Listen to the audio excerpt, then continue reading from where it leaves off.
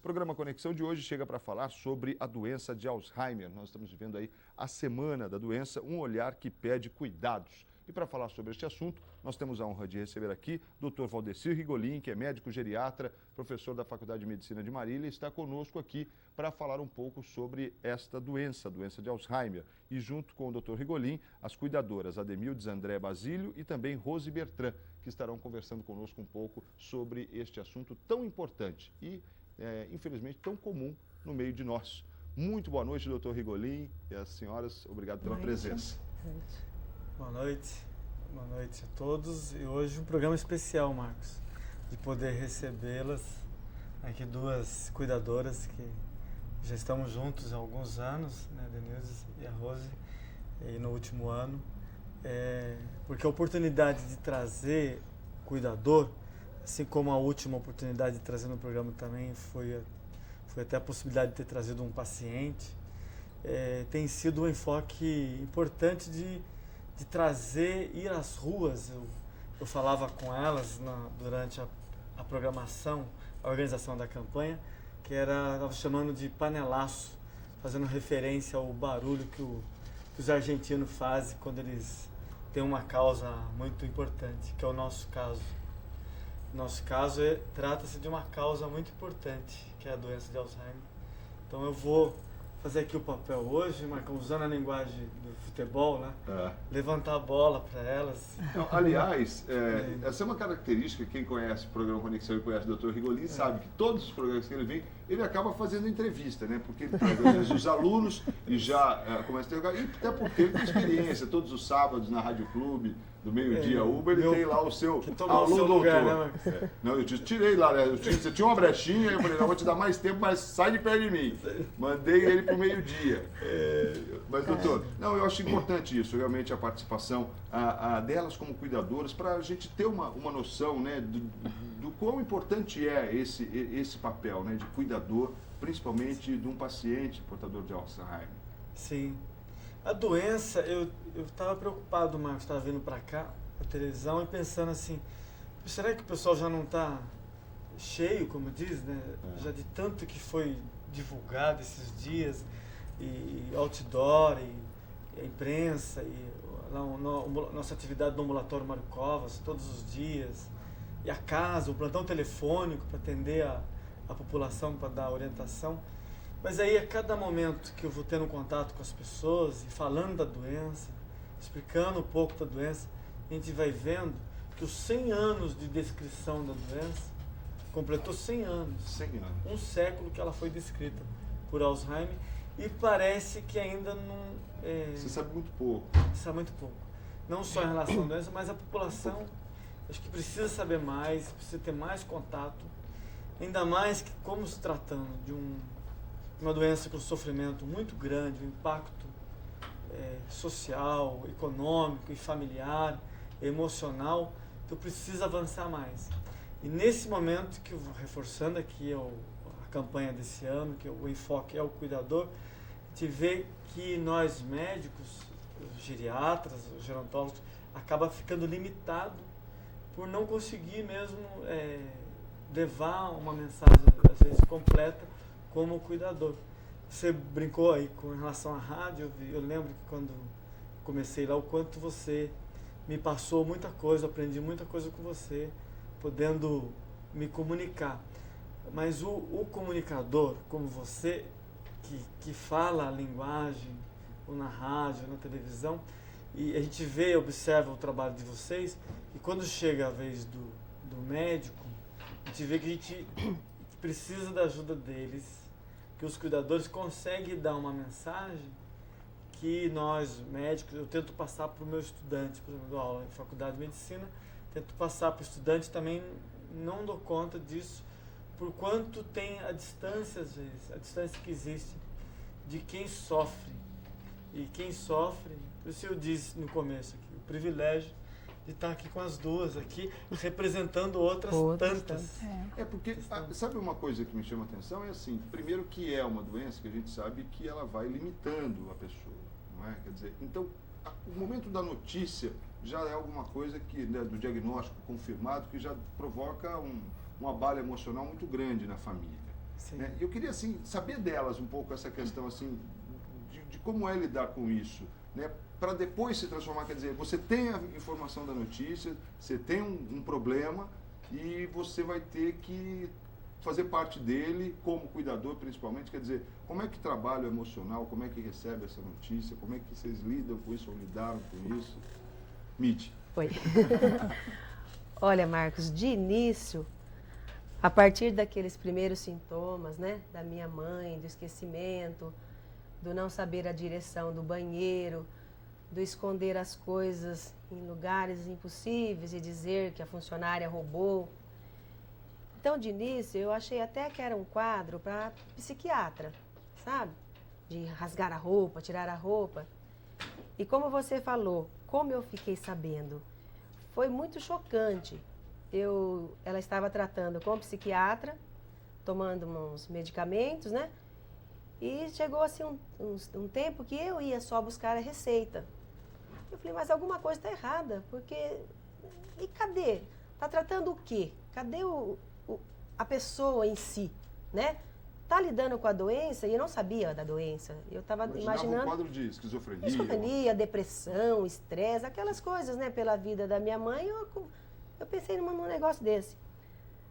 E aí eu cheguei no médico sozinha e perguntei, mas doutor, esses medicamentos são como água, não estão fazendo efeito. E ele me disse, Alzheimer é assim mesmo. Aquilo caiu o mundo sobre minha cabeça, porque eu conhecia um pouco da doença, sabe? Tinha lido alguma já tinha lido alguma coisa, a gente fuça, né? E eu conhecia um pouco. E ele disse assim, então eu saí dali sem chão e eu fui direto para a casa da minha irmã chorar. Foi essa a situação, né? Então, a partir desse momento, eu comecei a estudar sobre a doença, sabe? Foi muito difícil aceitar que minha mãe tinha o Alzheimer. A partir daí, eu fui para neurologista, em primeiro lugar, consultei neurologista, vários deles, né, que fizeram uma série de exames, tomografia, ressonância, né, e medicamentos não específicos, ela nunca tomou, porque ela ficou 11, 12 anos, né, medicamento específico para Alzheimer. E depois eu fui para geriatra também, que foi até muito bom, que desintoxicou o organismo da minha mãe, retirando aquela porção de medicamentos que só prolongava as alucinações dela, sabe? Não tinha efeito. Fez alguma coisa manipulada, eu me lembro, e ela passou uma fase mais calma, não menos confusa, mas mais calma. Mas que já era uma grande melhora, né? No quadro. Já era uma grande melhora. Aí, nos últimos 4 anos, foi que eu conheci o grupo de apoio, Dr. Rigolin. Eu conheci através desse mesmo trabalho que nós estamos fazendo este ano e os outros anos. Foi no shopping, demorou um pouco, porque eu sou de fora, né? Eu sou de Pompeia, para ser chamada. E aí eu recebi um telefonema do ambulatório Mário Covas dizendo para eu trazer a minha mãe. E eu respondi, é impossível trazer minha mãe. Ela está numa fase agressiva, já não anda. Então eu vou expor a minha mãe a uma situação que eu não gostaria, que não é necessário. Mas se quisesse conversar comigo, eu nem sabia. Eu vou. Porque alguma coisa eles vão poder me ajudar. Foi nesse momento que eu entrei em contato então, com um grupo de estudantes, com o Dr. Rigolin, e ele me convidou para participar desse grupo de apoio aos cuidadores, familiares cuidadores. Foi muito bom. Eu me equilibrei mais, né? Continuei estudando bastante. Acho que um fato importante no estudo é você saber que mais pessoas vivem a mesma situação, o mesmo problema. Né? Isso não deixa de ser confortante, né? E um auxilia o outro, porque cada um de nós ali está numa fase da doença. Então, eu vejo no pai da Rose o que eu já passei há muitos anos. Talvez eu possa dar uma colaboraçãozinha para a Rose, uma coisa que ela descobriu no pai dela, pode colaborar com o outro. E lá nós temos atividades também para nós, temos ginástica, sabe? Muito, muito bom. Temos músicas, sabe? E a gente passa uma hora, um cafezinho, uma bolachinha, passa uma hora, né? Orientação do Dr. Rigolin, que segue quase todos os pacientes, né? Sim. O senhor segue. A minha mãe apenas que o Dr. Rigolin não teve a chance de conhecer, né?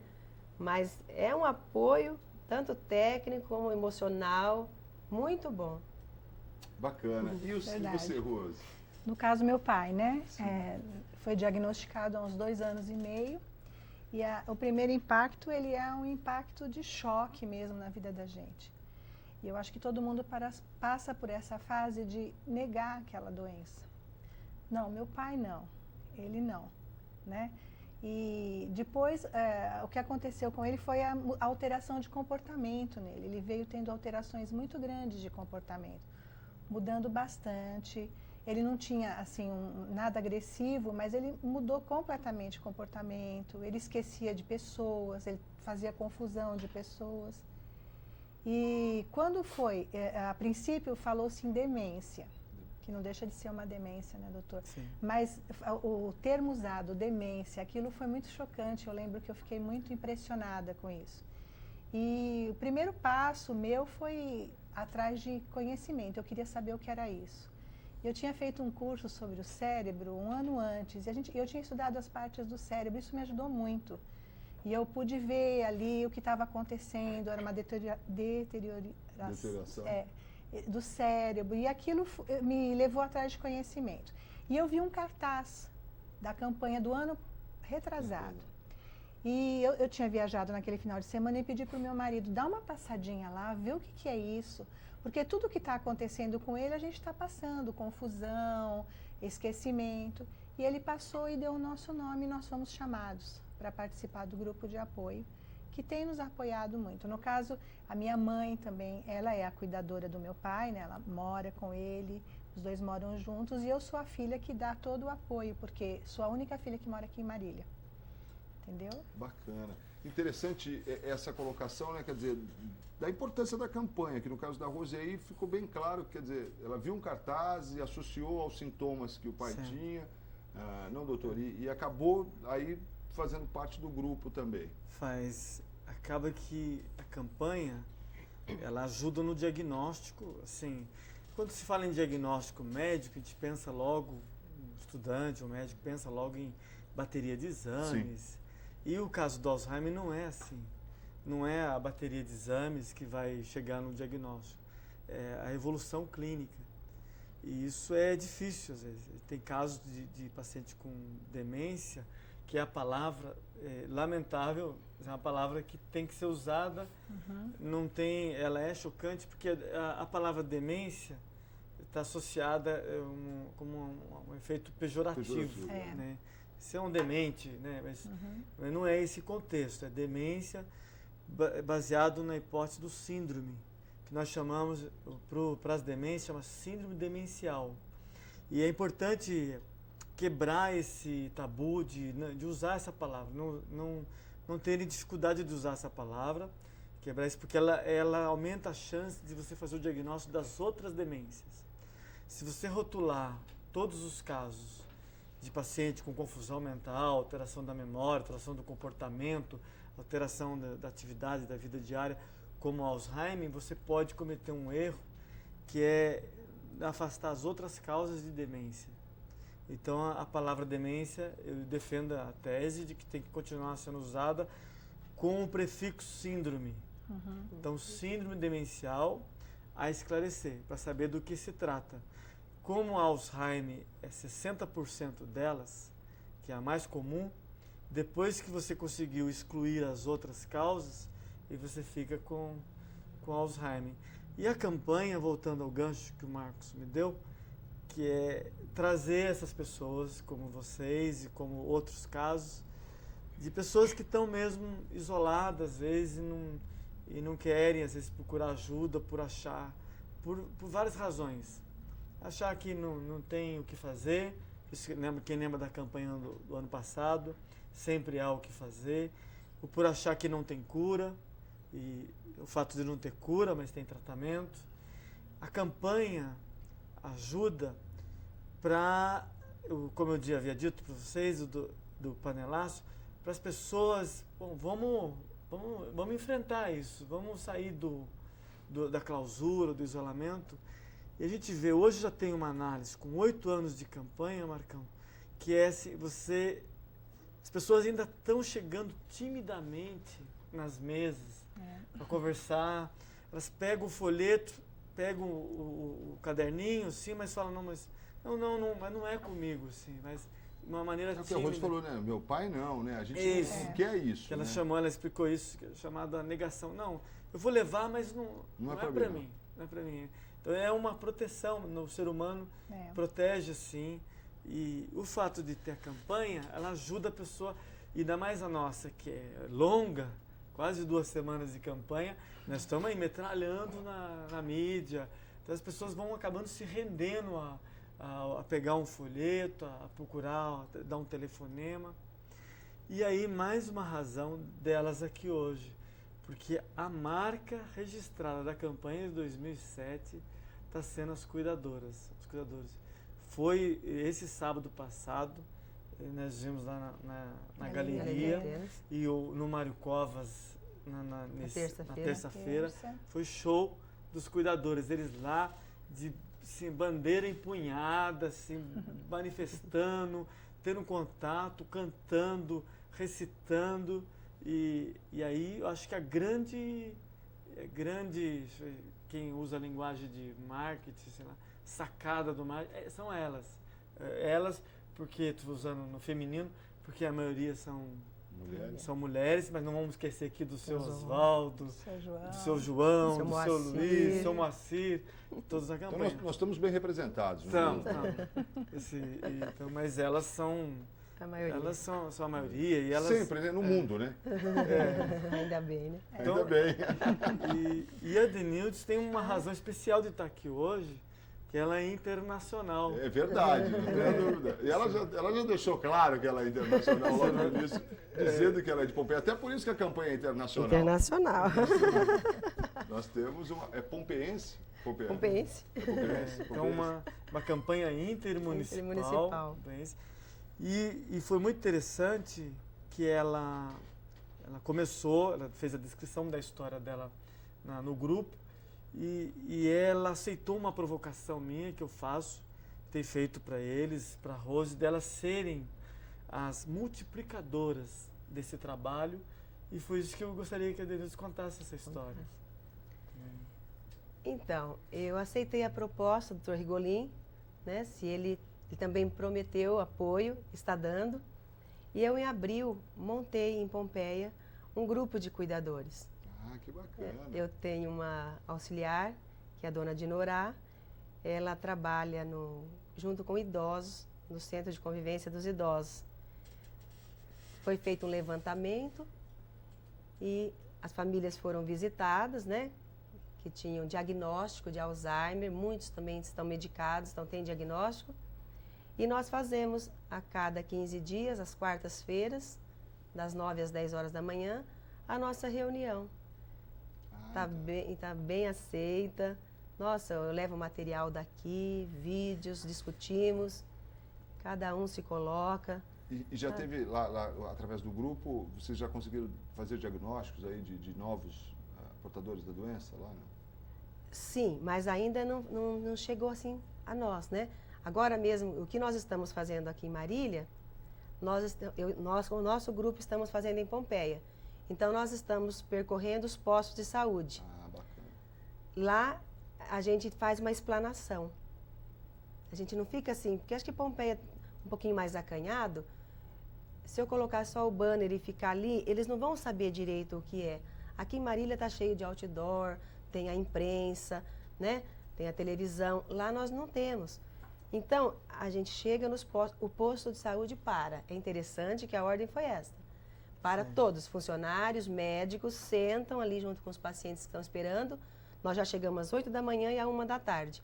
E nós fazemos a nossa colocação. Quem somos nós, né? Apresentamos o grupo, explicamos um pouco sobre a doença de Alzheimer, fazemos uma explanação. E como é que tem sido a receptividade das pessoas? Olha, é emocionante. Eu percebi aqui também ontem no Mário Covas, muitos lá quietinhos choram até. Eles se emocionam, Marcos.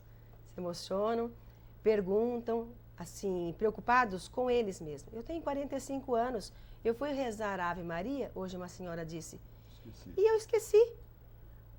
E que era a resposta, né? Quer dizer, às vezes nós não temos tanto como nós não somos técnicos. Mas ela mesma respondeu, ela não esperou. Ela correu, chamou a filha e disse, como eu continuo? Eu falei, você poderia ter esperado um pouquinho, né? que quem sabe naquele estresse seu, então nós explicamos as diferenças do Não esquecimento. é qualquer perda de memória. Né? Cadê meu óculos? Meu óculos está aqui em cima. Né? Então nós explicamos, como o doutor também ensinou, o que é o esquecimento patológico, o que é o esquecimento considerado normal. Né? Mas mesmo assim, como a gente não tem nada da área médica, né, a gente fala que estão ali, estão até num posto de saúde, se oriente com o profissional adequado. Né? É para isso que nós estamos ali. E tem, sim, pessoas que levantam. Hoje mesmo, uma ex-aluna minha não sabia, está com a mãe bastante comprometida, né, a Roseli, e já vai procurar a gente. Então, eles se manifestam, um pouco acanhado, mas se manifestam. Natural, né? Também. Espera um pouquinho e vem. Aí a gente faz a anotação. Né? E logo, logo já estarão reunidos também. Logo, logo. A gente vai à luta. Que bacana. Ó, deixa eu ir para o intervalo rapidinho.